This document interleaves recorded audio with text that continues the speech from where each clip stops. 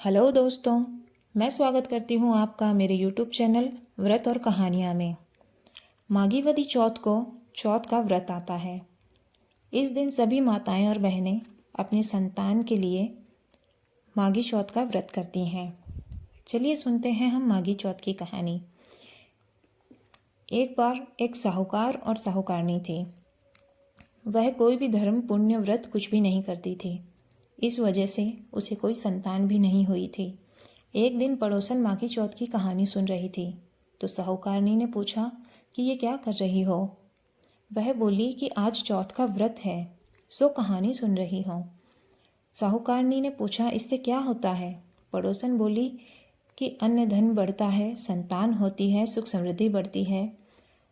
तब साहूकारनी बोली कि हे चौथ माता, मैं नहाई रह जाऊं तो सवा सेर का तिलकुट्टा करूंगी और चौथ का व्रत भी करूंगी। तो वह नहाई रह जाती है। उसके बाद साहूकारनी बोलती है, हे चौथ माता, मुझे लड़का हो जाए तो मैं 2.5 सेर का तिलकुट्टा करूंगी। तो उसके बाद उसे लड़का भी हो जाता है। फिर वह बोलती है, हे चौथ माता, मेरे बेटे का विवाह हो जाए तो मैं 1.25 मन का तिलकुट्टा करूंगी। बेटे का विवाह मन जाता है और वह बारात लेकर चले जाते हैं। चौथ माता सोचती है, ये तो जब से नहाई है तब से तिलकुट्टा ही बोल रही है और अब तो बेटे को ब्याहने भी चली गई तो भी एक भी तिलकुट्टा नहीं किया। अगर आपा इन्हें चुटकुलो नहीं दिखाऊंगा तो आपा न कलयुग में कौन मानसी। वहाँ बेटे ने 3 फेरे तो ले लिए और चौथा में चौथ माता गाजती घोरती आई और बींद ने फेरा में से उठाकर ले गई और पीपल पर बिठा दियो। फेरा में सारे हाहाकार मच गो।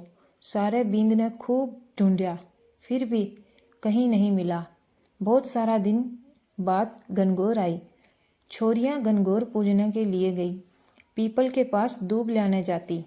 पीपल पर से बींद हर रोज एक छोरी ने बोलतो, आए मेरी अधब्यायड़ी। या सुन सुनकर छोरी सूखने पड़ गई। छोरी की माँ बोली कि बेटी, मैं तने अच्छो अच्छो खिलाऊं हूँ, फिर भी तो क्यों सूखने पड़ गई।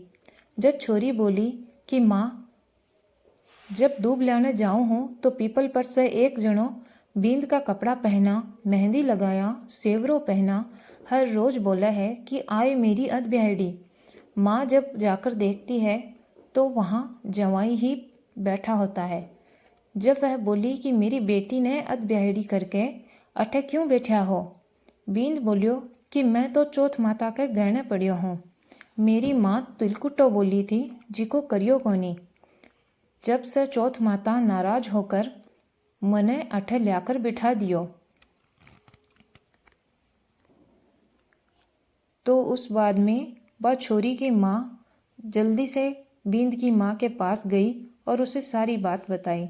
साहूकारनी बोली कि हे चौथ माता, मेरा बेटा आ जावे तो मैं 2.5 मन को तिलकुट्टो करूँगी।